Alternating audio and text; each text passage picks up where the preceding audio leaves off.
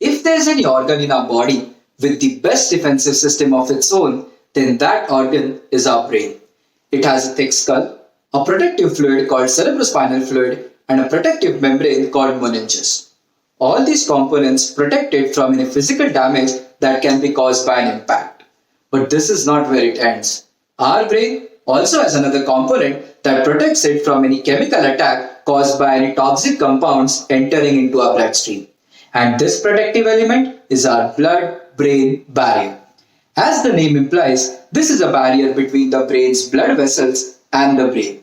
It is comprised of three cell types: endothelial cells, astrocytes, and pericytes, forming the holotubular structure around the bloodstream. Endothelial cells are very closely packed with each other, forming the wall of this holotubular structure, whereas astrocyte and pericyte cells sit on top of it and maintain its integrity.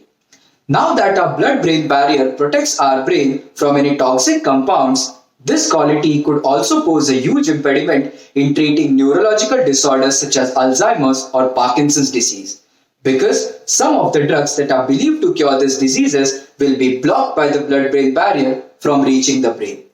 Now the question arises, how do we know which drugs will be blocked and which ones would pass?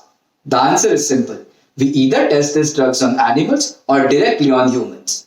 But the problem with testing on animals is that not all the drugs tested on animals are compatible with humans because of their differences in the anatomy. And if we choose to test the drugs on humans, we might have a risk of permanently damaging our blood-brain barrier. My PhD is all about recreating this blood-brain barrier outside of our body by designing a holotubular structure using biocompatible materials. We hypothesize that by creating this holotubular structure and growing necessary cells on it, we can mimic our blood-brain barrier. I have designed a chip that can create these holotubular structures with endothelial cells trapped within the walls and astrocyte and pericyte cells seated on top of it, just like how it is in our body.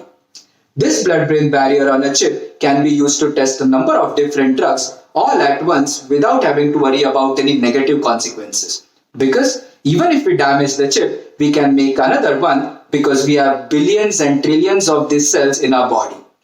This chip is not just confined to mimic the blood-brain barrier. It can also replicate different tissues or organs in our body just by altering this hollow structure and seeding combination of relevant cells on it.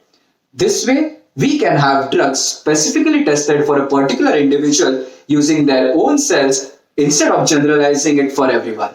Thank you.